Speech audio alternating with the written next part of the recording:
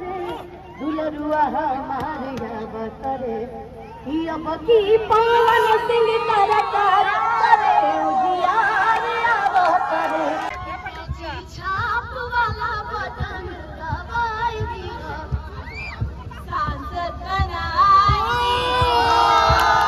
पवन जी को 12 नंबर पे कैची छाप के बटन दबा के विजय बनाया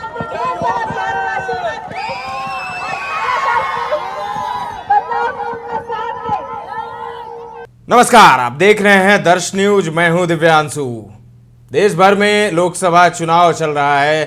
6 चरण के चुनाव हो चुके हैं, अब 7वां यानी अंतिम चरण बाकी है। बिहार की अगर बात करें तो 7वें चरण यानी अंतिम चरण में सबसे हॉट सीट काराकाट की सीट है। सबसे अधिक चर्चित सीट काराकाट की सीट है, क्योंकि यहाँ पर भोजपुरी के सुपरस्टार पवन सिंह लड़ रहे हैं। पवन सिंह लड़ रहे हैं और एनडीए की तरफ से उपेंद्र कुशवाहा हैं, वहीं इंडिया गठबंधन की तरफ से राजा राम सिंह कुशवाहा हैं। तो अब देखिए क्या होता है। लेकिन पवन सिंह जिस तरीके से प्रचार प्रसार कर रहे हैं, खुद के लिए वोट मांग रहे हैं, वो बेहद दिलचस्प है।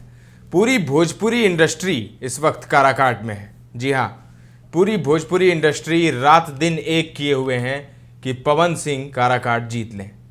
देख सकते हैं आप तस्वीरों में, ये अनुपमा यादव हैं, गायिका हैं, और काजल राघवानी जो कि एक्ट्रेस हैं, भोजपुरी की चर्चित एक्ट्रेस हैं, रोड शो करती हुई नज़र आ रही हैं। शनिवार की रात की ये तस्वीर है और उसके बाद अगले दिन रविवार के दिन में भी इन्होंने एक रोड शो किया है।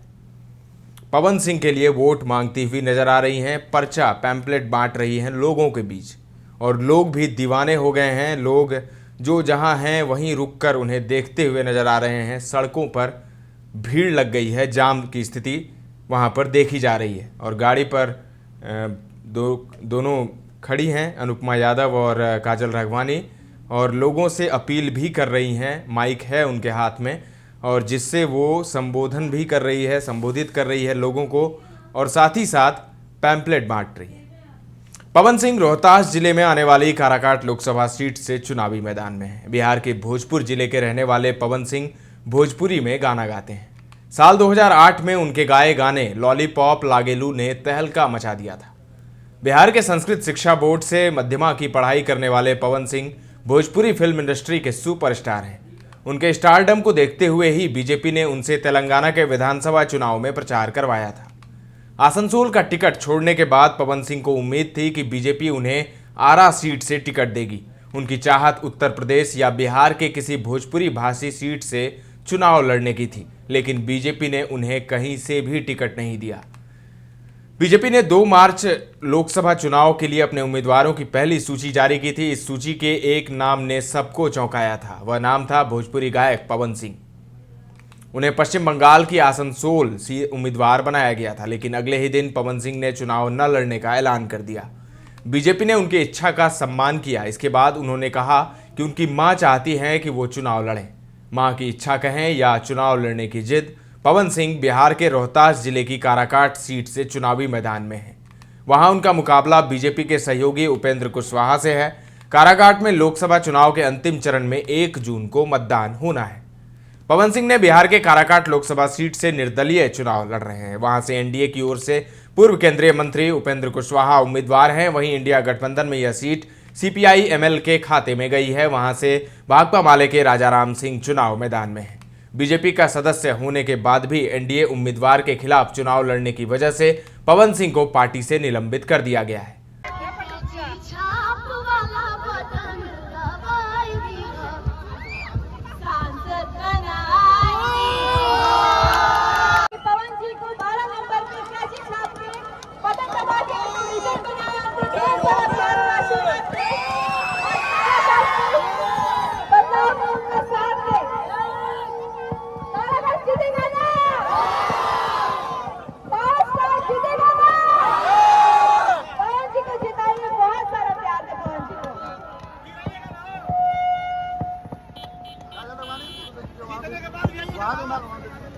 बिल्कुल सभी के बहुत बहुत प्रणाम। हमारा तरफ से भी, काजल राघवानी जी की तरफ से भी और पवन सिंह जी की तरफ से भी हमने क्या आज वोट की अपील करी आयल वाली लोगों सबके बीच में 1 जून के होए वाले पहिले बोलली ओके इथं आपण परिवार हो हम चाहत की 1 जून के होने वाले मतदान में रहुआ सबे 12 नंबर कैंची पर अपन आशीर्वाद प्यार दी और एक बार बोल दी पवन सिंह जिंदाबाद एगो गीत हम बड़ा गाइला कि बबुआ हमारे हमारे कि बबुआ हमारे बतरे दुलरुआ हमारे बतरे कि अब की पवन सिंह तरकार करे उजियार आवतरे कि अब की पवन सिंह तरकार करे उजियार आवतरे अपना बेटा अपना भतीजा अपना बबुआ के 12 नंबर कैंची पर खूब प्यार दी खूब आशीर्वाद दी अब अपन क्षेत्र के अपन इस जगह के खूब विकसित करी आपके बबुआ आपसे यह आशीर्वाद मांगता हम चाहते पवन सिंह जिंदाबाद जिंदाबाद जिंदाबाद कैंची छाप जिंदाबाद जिंदाबाद जिंदाबाद चाहेंगे काजल राघवानी के भी 2 शब्द और बोलेंगे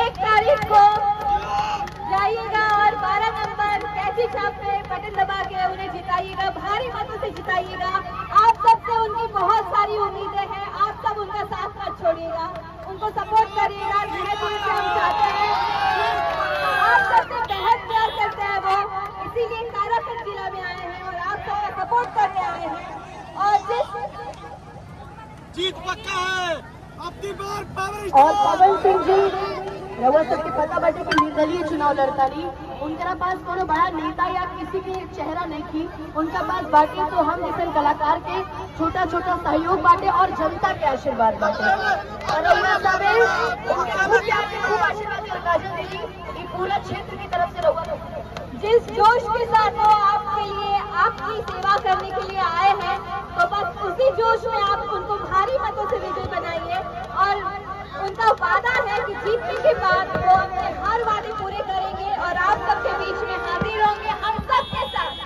पवन सिंह! पवन सिंह! साउंड वाले रुको यार